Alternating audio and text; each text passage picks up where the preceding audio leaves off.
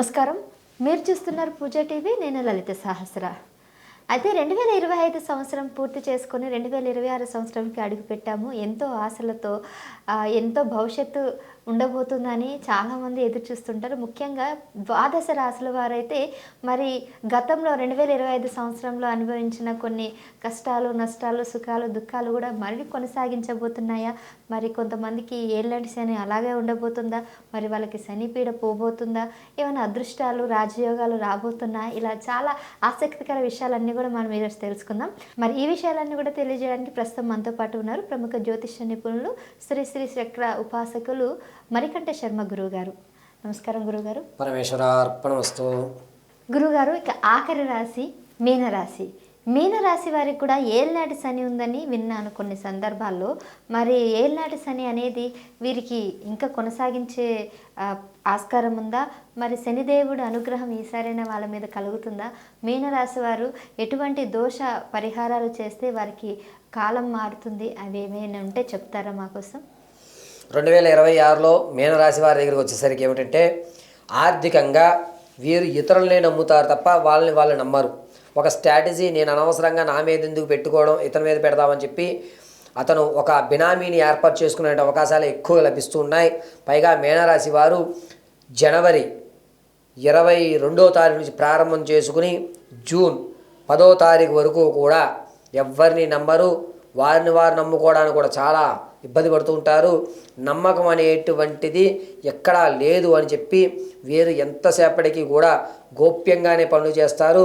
ధనం విషయంలో మాత్రం పక్క వాళ్ళు బినామీగానే పెడతారు. ఎదుటివాడికి ఎవ్వరికీ కూడా తన ఏం చేద్దాం అనుకున్న విషయాన్ని వెల్లడించరు. ఇది ఫిక్స్. 2026లో మీనరాశి వారికి. రాజకీయంలో ఉన్న వారికి మాత్రం మొదటి 6 నెలలు అద్భుతంగా ఉంటుంది. తర్వాత వచ్చే 6 నెలలు కాస్త గడ్డుకాలంగా ఉంటుంది. మిమ్మల్ని కాకుండా మీ సహాయకులకు మాత్రమే పదవులు ఇస్తారు.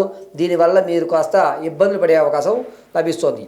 విద్యార్థులకి ఆరోగ్యం విషయంలో కొంచెం జాగ్రత్త పడాలి. కంటికి సంబంధించిన వ్యాధులు విద్యార్థులకు ఎక్కువ వచ్చేటువంటి అవకాశం లభిస్తుంది. అది కూడా మొదటి 4 నెలల్లోనూ. ఆ తర్వాత నుంచి బాగానే ఉంటుంది. ఇక భార్యాభర్తల మధ్య కీచులాట్లు ఏవైతే ఉన్నాయో ఆ కీచులాట్లు అనేటువంటివి తగ్గుతాయి. ఇద్దరు ఒక మ్యూచువల్ అండర్స్టాండింగ్కి వస్తారు. విడిపోయేటువంటి అవకాశం మొదటి అంకంలో ఎక్కడా కనిపించట్లేదు. ద్వితీయ అంకంలో స్వయంకృత అపరాధం వల్ల మాత్రమే మీరు విడిపోతారు తప్ప ఇతరుల యొక్క జోప్యం వల్ల మీరు విడిపోరు. పాత బంధాలు, అక్రమ సంబంధాలు ఏవైతే ఉన్నాయో వాటిని కొనసాగించే అవకాశం మొదటి 6 నెలలు లేవు. వ్యాపారాలు చేయాలి అనుకుంటే కనుక వీరికి ఖచ్చితంగా జూన్ నెలలోనే అద్భుతంగా కలిసి వస్తుంది. జూన్ నుంచి నవంబర్ మధ్యలో వ్యాపారాలు ప్రారంభం చేయండి. అది కూడా పరోక్షంగా చేయండి, ప్రత్యక్షంగా కంటే. మీరు ధనం మీద ఒక పట్టు ఉంది కాబట్టి పరోక్షంగానే చేస్తారు.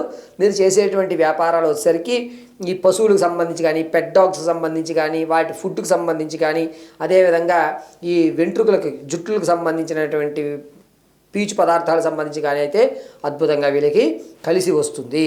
ఇక తాత ముత్తాతల నుంచి లభించేటువంటి ఆస్తి ఎవరైతే చూస్తున్నారో వారికి మొదట మార్చి 24 లోపే ఆ ఆస్తి విషయాలు రావడం, ఆ ధనాన్ని వీరు పక్కగా పెట్టుకోవడం అనేది జరుగుతుంది. చరాస్తులు, స్థిరాస్తులు ఖచ్చితంగా వీరు కొనుగోలు చేస్తారు.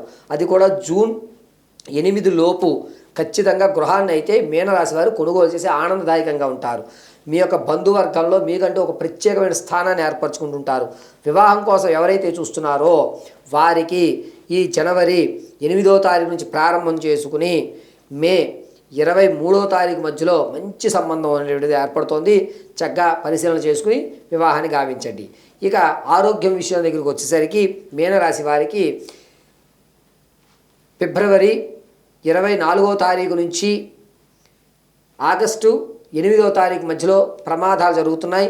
ఈ ప్రమాదం కూడా మెడకు సంబంధించినటువంటి నరాలు కానీ, మెడలో ఉన్నటువంటి వ్యవస్థలు ఇబ్బంది పడేటువంటి విధంగా గోచరిస్తుంది. కాబట్టి ఈ టైంలో చాలా జాగ్రత్తగా ఉండాలి.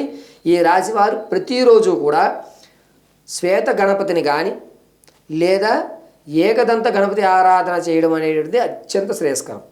ధన్యోస్మి గురుగారు, చాలా చక్కగా వివరించారు. చూసారు కదండి, గురువుగారు చెప్పినటువంటి ఆ పరిహారాలు తప్పకుండా ఆయా రాశుల వారు ఖచ్చితంగా పాటించాల్సిందేనని గుర్తు చేస్తున్నారు. అంతేకాకుండా మీకు మంచి జరగాలి, శుభ ఫలితాలు ఇవ్వాలంటే ఆచాతూచ తప్పకుండా ప్రతిదీ కూడా గురుగారు చెప్పినట్టు ఆచరించండి. మీకు ఇంకెటువంటి సందేహాలు దీని మీద కనుక మీకు ఉన్నట్టయితే కింద కామెంట్ రూపంలో తెలియజేయండి. గురువుగారి నెంబర్ కూడా ఉంటుంది, గురువుగారికి కూడా ఫోన్ చేయొచ్చు. అలాగే కింద కామెంట్ రూపంలో తెలియజేసినట్లయితే ఆ సందేహాలను నివృత్తి చేస్తూ మరోసారి గురుగారితో నెక్స్ట్ వీడియోలో మళ్ళీ మనం కలుద్దాం. మరిన్ని విషయాలు కూడా మాట్లాడుకుందాం. నమస్కారం. పరమేశ్వరార్పణమస్తు.